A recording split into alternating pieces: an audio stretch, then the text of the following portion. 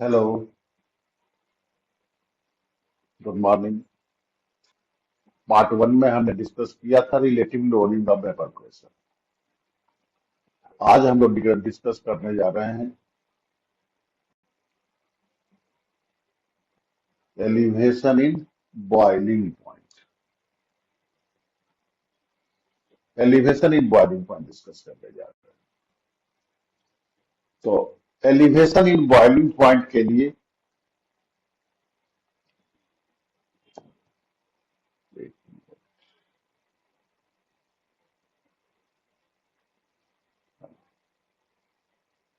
Elevation in boiling point के लिए पहले दो बातें मैं आपको याद दिला दूं। Vapour pressure of solution containing non volatile solute is less than that of pure solvent. जो आप relative loading of vapour pressure में आपने पढ़ा था। And second thing, a liquid having lower vapor pressure has higher boiling. So, vapor pressure of solution containing non-volatile solute is less than pure solvent. Hence, its boiling point is higher than pure solvent. It means that addition of non-volatile solute to a liquid results in elevation in boiling. Delta TB, elevation in boiling point equal to लिख रहा हूं TS minus T naught. TS is boiling point of solution and T naught is boiling point of pure solvent. इसको एक graph से समझ रहे हैं आप। सॉल्वेंट लिया है यहां सॉल्यूशन लिया है। आप जानते हैं कि सॉल्वेंट का vapour pressure higher than pure solution होगा। सॉल्वेंट के लिए पी नॉट है और सॉल्यूशन के लिए पीएस है। तो यहाँ लोअरिंग ऑफ वेपर प्रेशर लिखा, delta P naught minus PS delta P दिखा रहे हैं। अब इसका टेम्परेचर इंक्रीज किया जा रहा है लेफ्ट टू राइट। इस पॉइंट पर आके सॉल्वेंट का वेपर प्रेशर एटमॉस्फेरिक प्रेशर के बराबर हो जा रहा है। तो corresponding temperature T naught is boiling point of pure solvent. Solution का टेम्परेचर इंक्रीज किया गया तो इस पॉइंट पे आके सॉल्यूशन का वेपर प्रेशर एटमॉस्फेरिक प्रेशर के बराबर हुआ। तो इसके corresponding temperature TS is boiling point of solution हो गया। तो TS minus T naught is elevation in boiling point, ये दिखा रहे हैं। ये ग्राफ से दिख रहा है कि जितना जो लोअरिंग ऑफ वेपर प्रेशर होगा उसी के अकॉर्डिंग्स में एलिवेशन इन बॉइलिंग पॉइंट होगा। मतलब delta TB proportional to delta P according to Raoult's law. आपने पढ़ा है लास्ट टॉपिक में, delta P by P naught equal to W N A by N B के लिए W A into M B by M B into W B.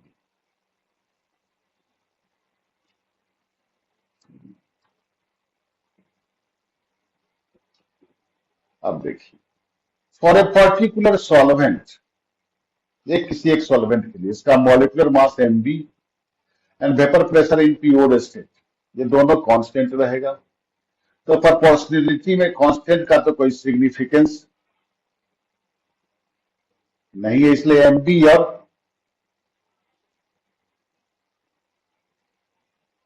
T naught, ये एक step हम यहां लिख सकते हैं।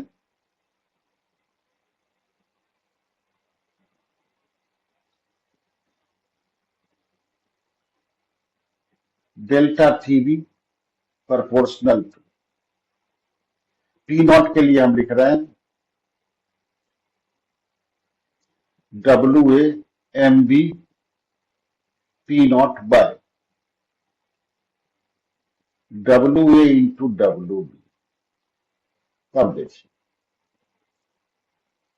तो for a particular solvent M B and P naught are constant. तो प्रोपोर्शनलिटी के लिए एम बी और पी नॉट का कोई सिग्निफिकेंस है, इसलिए डेल्टा पी लिखा जा रहा है W A by M A into W B. अब इस इक्वेशन में हम 1000 से ऊपर नीचे मल्टीप्लाई कर रहे हैं। Now WA into 1000 by MA into W will become small LET of solution. It is equal to M by 1000. Again, 1000 is constant. So we can write delta TB proportional to mole LET. Delta TB proportional to mole LET. This one.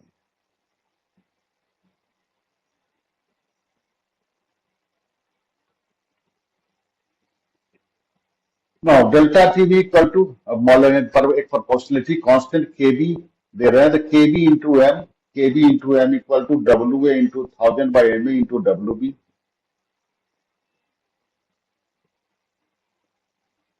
Here KB is a constant called as molar elevation constant or evoluoscopic constant for the solvent.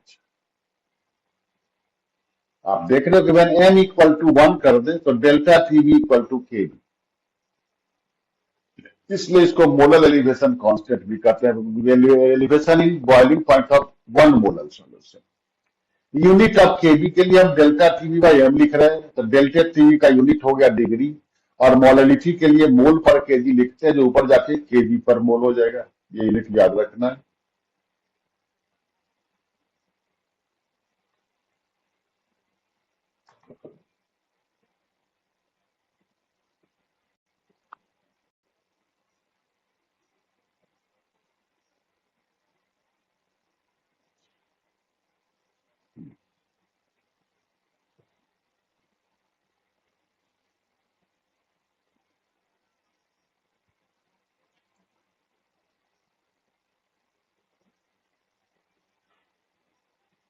Now for a solvent, Kb equal to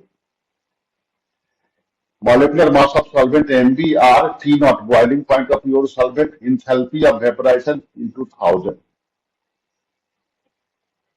Now enthalpy of vaporization divided by molecular mass is equal to latent heat of vaporization, because enthalpy of vaporization is amount of heat required to raise temperature of required to heat conversion of 1 mole of liquid to vapor, and latent heat of vaporization is amount of heat required for conversion of unit mass of liquid to vapor.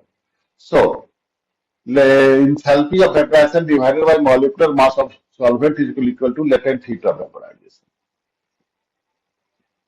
तो latent heat of vaporization by molecular mass के लिए भी लिखा जा रहा है। एक याद रखना है, केवी पर वाटर 0.5 to kg पर मोल, ये केल्विन केजी पर मोल होता है। Next, depression in freezing point.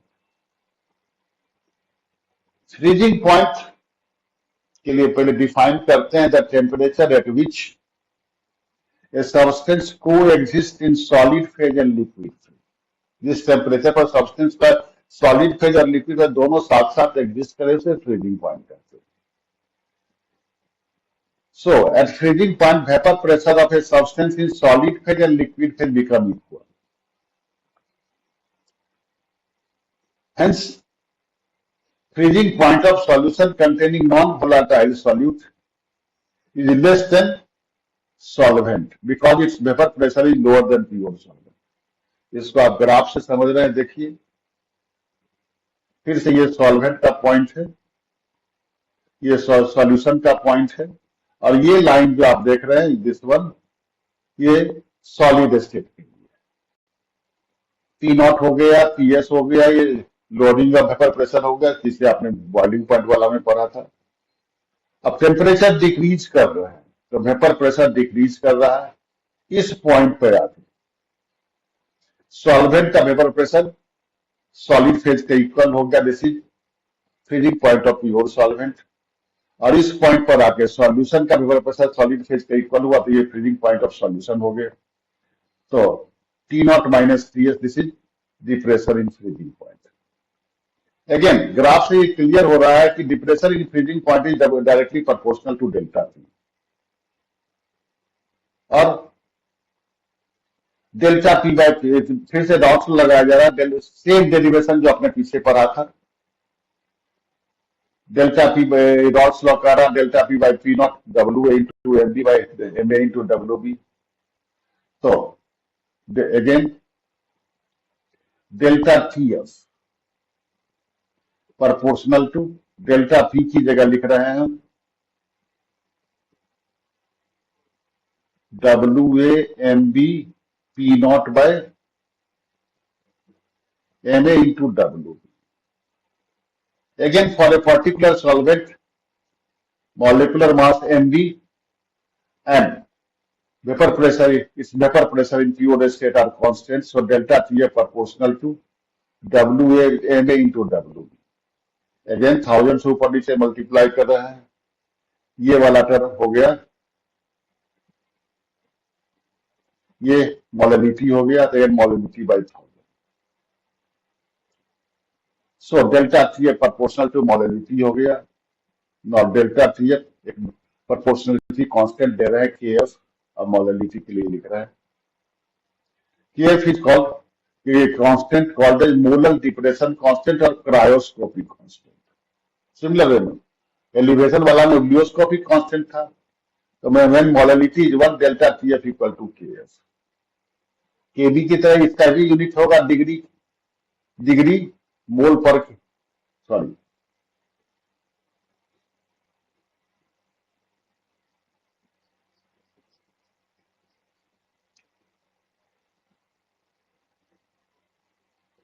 Degree KV पर मोल.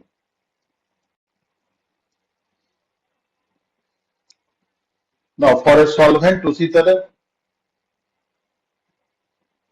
केवी equal to MB R T naught square by 1000 by delta H fusion, and delta H fusion by mol MB equal to latent heat of fusion.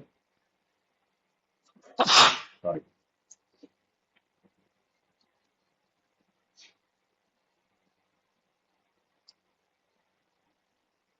At freezing point, solid solvent एक important point question पूछा जाता है. At freezing point, solution and solid solvent जो solid state में रहेगा freeze करेगा, and liquid solution are in equilibrium. Means for water is this. अब कुछ न्यूमेरिकल एग्जाम्पल आ रहा है. Elevation in boiling point and depression in freezing point का formula same है. डेल्टा टी भी के बी इंटू एम है, डेल्टा टी एफ के F into M.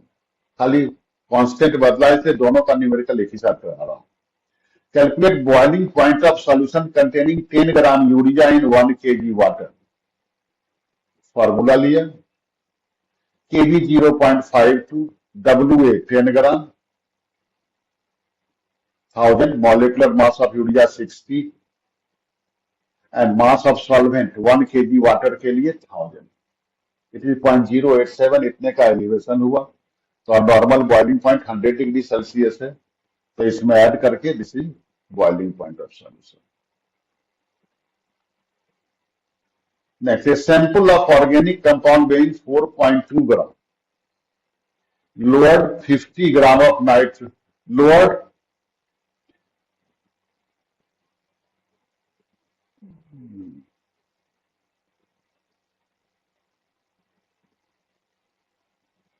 boiling point of 50 gram of nitrobenzene by 5.2 degrees Celsius.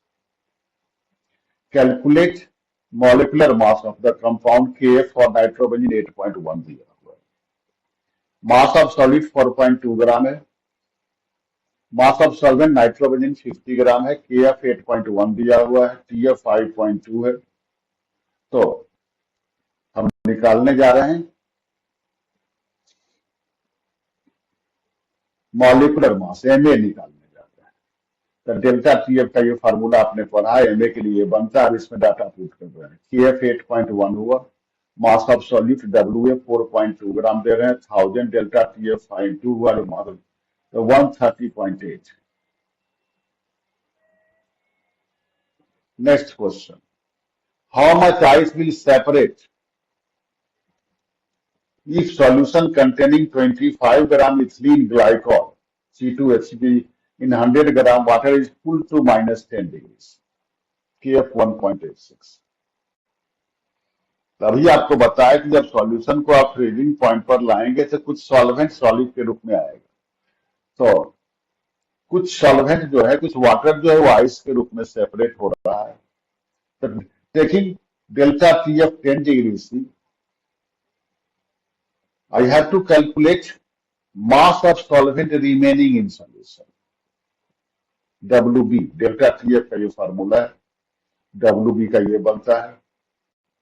अब देखिए KF 1.86 हो गया, मास ऑफ सॉल्वेंट WA 25,000, उसके बाद depression in freezing point 10 degree लिया और मॉलिक्यूलर मास 62 लिया, ये 75 ग्राम आ रहा है। ये 75 ग्राम हुआ mass of water remaining in solution. तो mass of ice separated, total mass 100 gram था, उसमें 75 माइनस करके 25 दे रहा है। अगला क्वेश्चन है, calculate boiling point of aqueous solution containing 6% urea and 9% glucose by mass, KB 0.5। एक ही सॉल्यूशन में यूरिया भी है और ग्लूकोज भी है। तो हम लिख सकते हैं 100 gram solution contains 6 gram urea and 9 gram glucose. तो यहाँ सॉल्यूट के नेचर पर तो कॉलिगेटिव प्रॉपर्टी डिपेंड करता नहीं है, इसलिए हमने दोनों सॉल्यूट का नंबर ऑफ मोल रहे हैं। Number of mole of solute urea के लिए 6/60 और ग्लूकोज के लिए 9/180। ये हो गया number of mole of solute. Molality, number of solute by mass of solvent in KG ले रहे हैं, तो 0.15 डिवाइडेड बाय 85 डिवाइडेड बाय 1000 जो ऊपर चला गया। तो दिस ये आ गया डेल्टा टीवी। तो boiling point of solution 0.917 plus कर रहे हैं। एक और क्वेश्चन है, molality of aqueous solution containing non volatile solute which freezing point and boiling point and freezing point differ by 105 degree, KF और KB दिया हुआ है। तो नॉर्मल डिफरेंस वाटर के बॉइलिंग पॉइंट और फ्रीजिंग पॉइंट का डिफरेंस 100 का होता है। बॉइलिंग पॉइंट 100 डिग्री सेल्सियस हुआ, फ्रीजिंग पॉइंट 0 डिग्री सेल्सियस हुआ। तो वाटर के लिए ये डिफरेंस 100 डिग्री है और सॉल्यूशन के लिए डिफरेंस बताया जा रहा है 105 डिग्री। तो एक्स्ट्रा जो 5 डिग्री का डिफरेंस आ रहा है, that is due to elevation in boiling point and depression in freezing point. तो delta TV plus delta TF को 5 डिग्री लेना है। अब फॉर्मूला बनाना है, delta TF plus delta TV plus delta TF KB into M plus KF into M common ले लिया। तो M equal to delta TV plus D by KB by KF, value दे दी।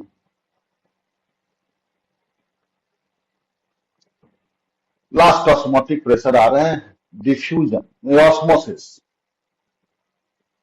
तो पहले ऑस्मोटिक प्रेशर है colligative property के रूप में, तो उससे पहले हम लोग ऑस्मोसिस समझते हैं।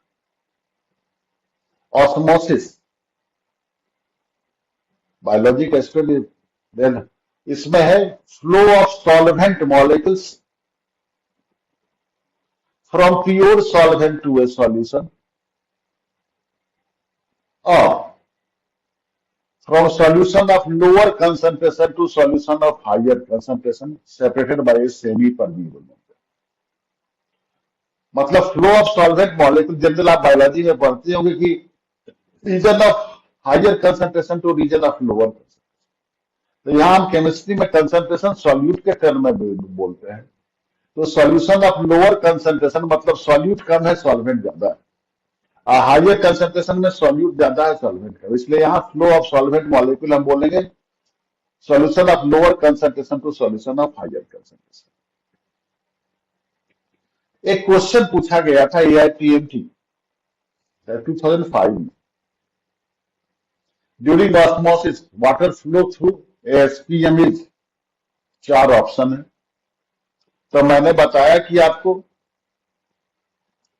Lower concentration to higher concentration, लेकिन एक्चुअल में होता क्या है, ये फ्लो दोनों साइड में होता है एट एन इक्वल रेट। जो डायरेक्शन मैंने ऊपर में लिखा है डेफिनेशन में, वो उसका रेट ज्यादा होता है, इसलिए आंसर हो गया from both side of SPM with an equal flow rate. Answer C. अब हमें ऑस्मोटिक प्रेशर, ऑस्मोटिक प्रेशर के लिए समझिए, पहले ये दिखाया गया है आपको, बीच में ये एसपीएम लगा है, एक तरफ सॉल्यूशन लगा है, एक तरफ सॉल्वेंट लगा है। तो सॉल्वेंट से ऐसे फ्लो मिलेगा आपको, फ्लो सॉल्वेंट से फ्लो आएगा, जिस कारण से इधर ये पिस्टन ऊपर जाना चाहिए,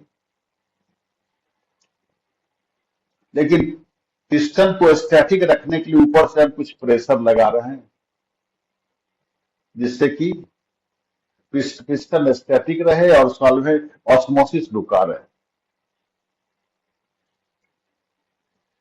यही है osmotic pressure, the pressure applied on A solution which is just sufficient to check flow of solvent molecules from pure solvent to solution separated by semi-permeable membrane is called osmotic pressure. इसको एक example से और समझ सकते हैं। ये एक फिसल फनल लिया है जिसमें सॉल्यूशन लिया है, इसका नीचे वाला ये पार्ट सेमी परमेबल मेम्ब्रेन से भरा है, इसको प्योर सॉल्वेंट में डुबो दिया तो सॉल्वेंट अंदर आएगा, इस कारण फिसल फनल में लिक्विड का लेयर क्या ऊपर चढ़ रहा है, लेकिन एक सर्टेन हाइट पर जाके ये रुक गया, स्टैटिक हो गया, बिकॉज ये जो लिक्विड कॉलम अपने लेवल से ऊपर गया वो डाउनवर्ड प्रेशर लगाएगा, ये डाउनवर्ड प्रेशर लगा रहा है। यही प्रेशर जो है ऑस्मोसिस को रोका, इसको कहते हैं हम ऑस्मोटिक प्रेशर। तो लिक्विड कॉलम जो एच हाइट का है उसका प्रेशर क्या हो जाएगा, एच डी जी या एच रो जी आप पढ़ते हैं, एच हाइट हो गया, डी डेंसिटी ऑफ सॉल्यूशन और जी जानते हैं आप gravity expression. Now factors affecting osmotic pressure of solution. एक चीज जानिए कि ऑस्मोटिक प्रेशर जो है ये similar to pressure of gaseous molecules होता है। जैसे मान लो एक mole gas in temperature constant है, एक मोल गैस इन 5 लीटर है और एक मोल सॉल्यूट इन 5 लीटर सॉल्यूशन है, तो जो गैस का प्रेशर होगा वही यहाँ ऑस्मोटिक, वही सॉल्यूशन में ऑस्मोटिक प्रेशर कर देगा। एक मोल 1 मोल gas in 5 litre and 1 mole solute in 5 litre solution, तो वहां गैस का प्रेशर और यहाँ ऑस्मोटिक प्रेशर दोनों सेम होगा। इसलिए आप देखते हैं इसका जो फैक्टर्स अफेक्टिंग है very similar to gaseous law है। At constant temperature, osmotic pressure of solution is inversely proportional to volume of solution per mole of solute. Pressure inversely proportional to volume, similar to Boyle's law. If n moles of solute dissolve in V liter solution, तो volume पर mole of solid क्या V by N हुआ, तो पाई proportional to 1 by V by N और N by V और C molar concentration. इसके बाद temperature, आप चार्ल्स गैलुसैक्स लॉ में पढ़ते हैं pressure directly proportional to temperature, यहां भी osmotic pressure of a solution is directly proportional to absolute temperature pi proportional to T।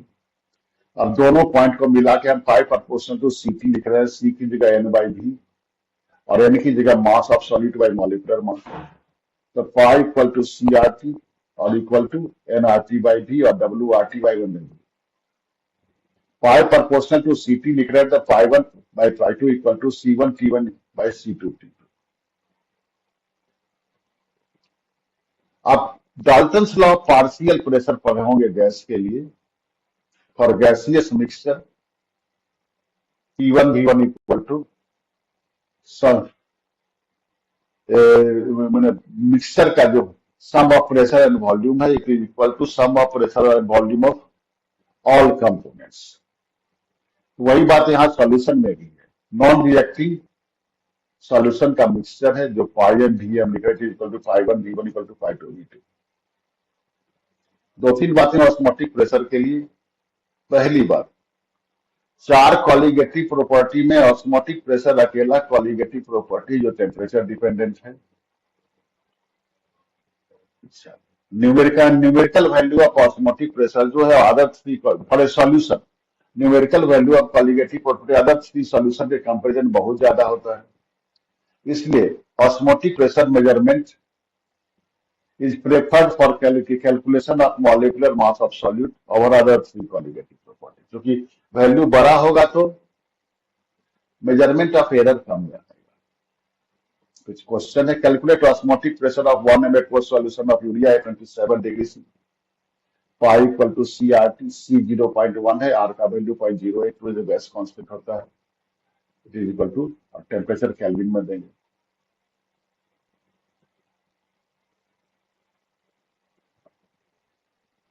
इसके बाद नेक्स्ट है, calculate osmotic pressure of 3.6% glucose solution in water at 17 degree. तो सिर्फ percent दिया हुआ है, परसेंटेज वेट बाय वॉल्यूम होता है, इसका मतलब 100 ml solution contain 3.6 gram glucose. Formula ले रहे हैं, pi equal to WRT/mm into V, mass of solute 3.6, R का value 0.082, temperature 290, molecular mass of glucose 180। अब वॉल्यूम ऑफ सॉल्यूशन 100 ml है, जिसको लीटर में 0.1 ले रहे हैं। Next, at 100 degree C osmotic pressure of urea solution 500 torr है। Solution को डाइल्यूट किया जा रहा है और टेम्परेचर 25 डिग्री C तक बढ़ाया जा रहा है। ऐसा करने से ऑस्मोटिक प्रेशर 105.3 टॉर हो रहा है। तो एक्सटेंट ऑफ डाइल्यूशन पूछा जा रहा है। फॉर्मूला पीछे दिया है, π1/π2 equal to C1T1 into C2। तो एक्सटेंट ऑफ डाइल्यूशन, जैसे मान लो 0.1 m सॉल्यूशन को 0.1 m कर दिया, तो एक्सटेंट ऑफ डाइल्यूशन क्या हो जाएगा, 10 टाइम्स। तो एक्सटेंट ऑफ डाइल्यूशन मतलब C1/C2 के लिए फॉर्मूला बनता है π1/π2 इंटू T2/T1।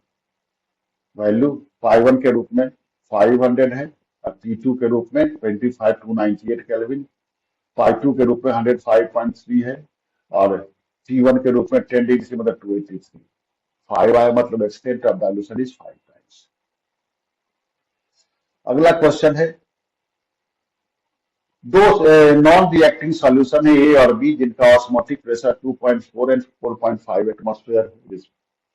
अगर इन सॉल्यूशन को 2:1 वॉल्यूम रेशियो में मिलाया जाए तो रिएक्टिंग सॉल्यूशन का ऑस्मोटिक प्रेशर क्या होगा।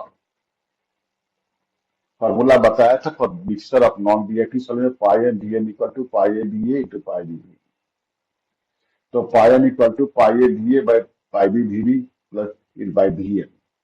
तो 2:1 वॉल्यूम रेशियो मतलब ए का 2 लीटर लिया गया और बी का 1 लीटर लिया गया, तो टोटल वॉल्यूम 3 लीटर हो गया। तो πa 2.4 into T, πa/dA, πb/dB 4.5 into 1/3। एक है derive relation between lowering of vapour pressure, relative lowering of vapour pressure और ऑस्मोटिक प्रेशर। ये एक्सपेरिमेंट पहले ही बताए थे आपको। तो देखिए, ये सॉल्यूशन का लेवल है, इसे सॉल्वेंट का लेवल है, यहाँ का वेपर प्रेशर P0 कहलाएगा और ये सॉल्यूशन का लेवल है जहां पर PS दिखा रहा है।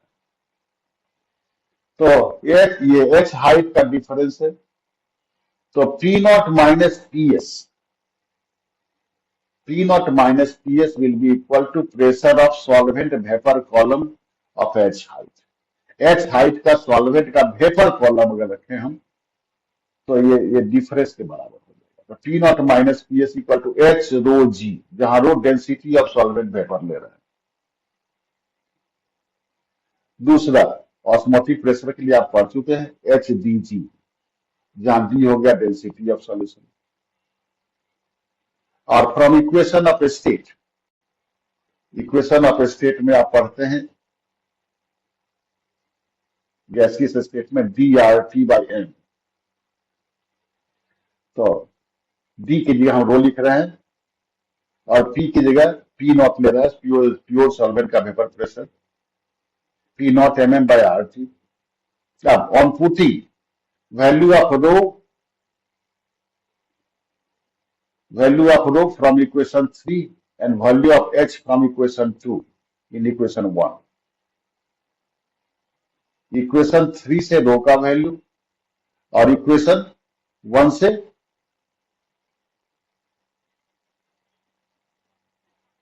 एच का वैल्यू दे रहे हैं। तो P naught minus P S rho की जगह हम दे रहे हैं